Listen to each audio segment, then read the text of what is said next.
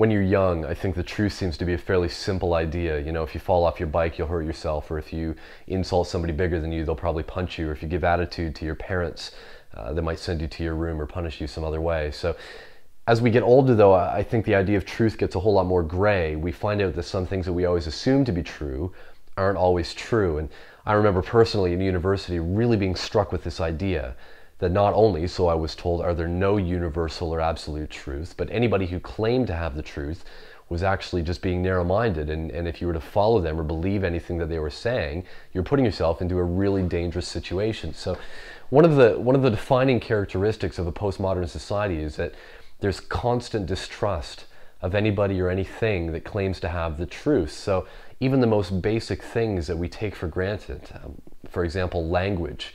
Foucault, the famous French philosopher, for example, is most famous for his saying, language is oppression, meaning that language was only developed so that people who knew the language would not be oppressed. Everybody else who didn't know the language would be under the control or under the power of those who knew the language. So thus the saying, language is oppression. Foucault was a huge fan of a German philosopher named Nietzsche who lived during the mid-19th century. And one of his main arguments was that any claim for the truth was just a power grab. Anybody who claimed to know the truth about anything, he was saying, was just trying to gain control over another person or a people group or a situation. But there's a problem with all of this, of course. You know, if any claim for the truth is just a power grab, then isn't a statement like anyone who claims to know the truth is just trying to get power, isn't that statement itself, isn't that just an example of a power grab? You know, that statement assumes itself to be true. It assumes itself to be universally true. So anybody who says that anybody who is claiming to know the truth is just trying to get power, well, by their own argument, by their own logic, they themselves are trying to get power. They fall victim to their own test. So what if we were to try to get away from this idea that truth is just some sort of understanding, some sort of intellectual realization? Instead, what if truth were a person? You know, would that change our approach to it? Would that change our perspective of truth? In the Bible, this is exactly what we see. In John 14, verse 6, Jesus says, I am the way, the truth, and the life. Nobody comes to the Father except through me. And you'll have a hard time finding such a bold statement like that anywhere else. Jesus didn't just say that he had truth. He said he was the truth. And no one comes to the Father except through him. That's a really bold statement, but we need to think about it. You know, what if Foucault and Nietzsche and others who have said similar things, what if they're right? You know, what if Jesus was just trying to gain power by claiming to not only know truth, but to be truth? You know, what would his motivations have been? Why would he be trying to do this? Surely he would have wanted something in return, you know, money or property or women or fame. There must have been something. But if you look at the life of Jesus, that's not what we see. Jesus told the rich to give their money and their possessions to the poor. He said that any man who looks at a woman lustfully is committing adultery with her in his heart, essentially making a clear statement that women are not objects.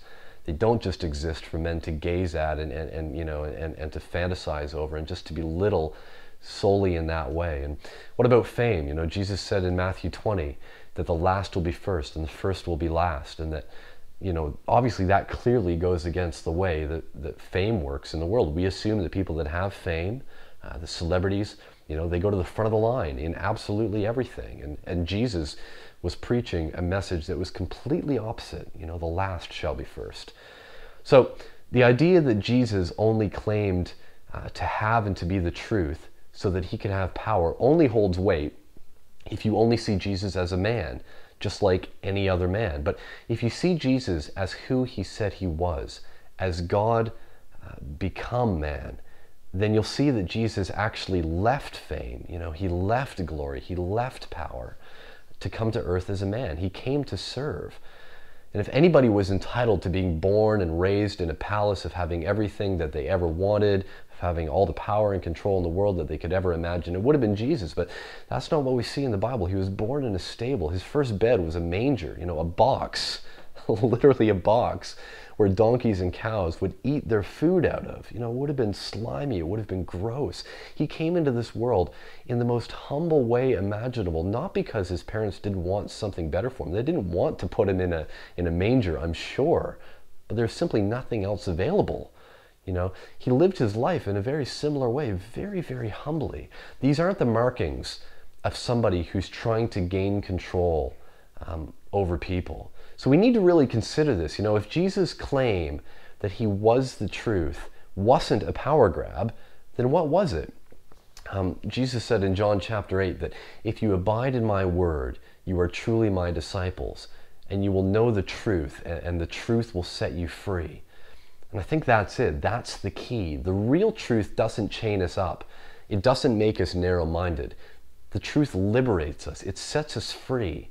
And this is the central point of the gospel. Gospel being the good news of Jesus Christ.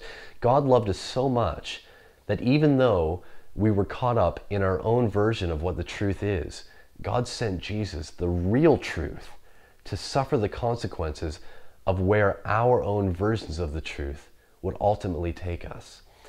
But the choice is ours. Whose version of the truth are we going to follow? Who are we going to think knows best? Is it us? Is it human truth? With all of the mistakes of mankind and history, all of our wars, all of the brokenness and pain that humans have caused, do we really think that we know best? Or are we going to follow Jesus, who said that he was the truth? And as I said earlier, statements like that, I am the way, the truth, and the life, any statement like that really needs to be looked into. And if you're not sure, really dig, really try to find out if you believe whether or not Jesus was the truth, or was he a liar? How you answer that question will completely determine how you live your life and how you'll define what truth is.